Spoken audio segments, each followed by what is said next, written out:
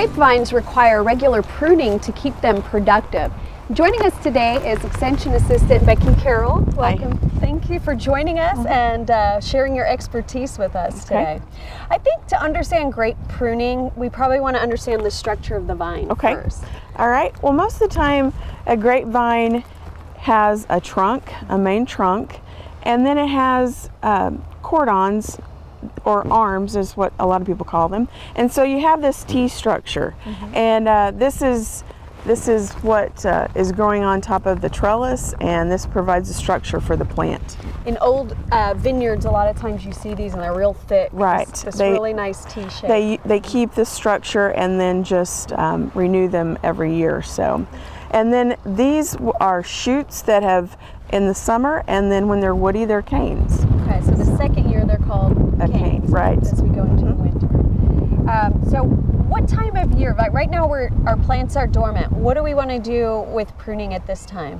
We want to prune as late in the season as we can, but before the buds actually start to break or start to swell. Whenever they're swelling, they're more easily broken off, and so we want to get our pruning done before that, but as late as possible, because we have we have cold injury on the buds. It usually starts at the bottom of the cane and it works up. So if we prune them all back really early in the winter time, then we have nothing to absorb that damage. Okay, and you could see, here's a nice example where the end is dead and then we get up to some live wood. So. And that's very common. You see that because the bottom is not going to be as cold hardy as the top part. Okay. Now our purpose in pruning, our goal is to balance the vegetative growth and the fruiting wood. Right. And we also want to keep it in size. We want to keep it the right shape and size for good production. And we also want to keep our fruiting wood close to the cordon because the quality will be better if it's close to that portion. Okay. So to get started, there's some obvious wood on here that we want to remove. There's a broken branch here and it's clearly dead. So I think that's a nice starting point. Another thing is we didn't do the best job managing these last summer, and we have some crossing branches. They look pretty good. But through the summertime, you want to what we call comb the grapevines, and that's just basically coming through and keeping all these shoots growing down. Once they get on top and they start growing like across the top of these, they'll grow for as long as they can on top of everything. And we want that to grow down. Once they start growing down, it kind of de-invigorates them or something, and they don't grow as much. So they'll grow down and stop. You don't have to prune as much. And so just a little bit of training in the summer helps to keep those plants in shape. Okay, well let's start by cleaning out that dead wood. Okay. And go ahead and demonstrate some of the pieces we want to remove. So the things that are obviously that we want to take out, I really don't like this. This is called a bull cane. It's just a very large cane. Sometimes when the plants are stressed a little bit, they put out these really vigorous, really large canes, and they're not fruitful very much. So we want to remove those if we can, and we're going to cut them up close to the cordon, but we won't cut it just exactly flush with it. And at this site, we're going to leave a bud right here, and that might come into play to be a renewal spur later for the next year. So it might produce vegetative growth this season that later we can use for fruiting wood. And so we want to just remove all of this wood, and it gets pretty difficult to get some of this loose because grapevines have tendrils because they like to grow on top of things, so they attach themselves and they just keep growing. So we have to remove a lot of this wood. See, this one's coming from the plant next door, so we're going to just do a lot of pruning. And if you get these obvious cuts made, then it helps so you can see what's left and what's good to leave. And we don't have to worry, we're doing a lot of these cuts out far, and what we're going to be leaving is close to the vine. Right. So we don't, or the cordon, so we don't have to worry about we're damaging or cutting too much down. And we want to, at the end, we want to have about 50 buds left on this plant. And we want it spaced out. We're going to leave what we call spurs. And this was a spur last year, and then it pushed these other shoots. And so we'll leave about 50 buds on this plant. So we'll leave maybe 25 buds on each arm. Okay. And so a lot of the time we'll have about 5 spurs with 5 buds. That's pretty common. So each of these we want to cut to a length where we're leaving about 5 of those buds right. On it. All right, so this one's broken and we want to just go ahead and remove that. And this one, I'm not going to take it all the way back. We'll look at these buds. It's growing really the wrong direction, but we may need it later if we don't have enough spurs. So I'm not going to remove it totally. But if you look here, there's buds up here, but we're not going to keep that or count that because they're not very fruitful if they're right up against the cordon.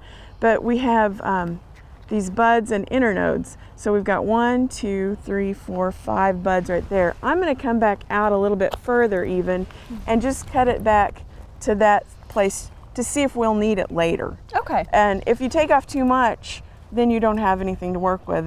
If you're like, oh, everything was dead or this one's not in the right place, we'll leave us some options for later. Okay. So this looks like it's pretty dead, and you can cut the wood, and if it's green, it's alive, and this one's obviously dead. So okay, so we're gonna just remove want to that see whole... You can see the difference here where it has a little bit of a green tint to it. But this looks totally dead, so we'll just take this entire section out.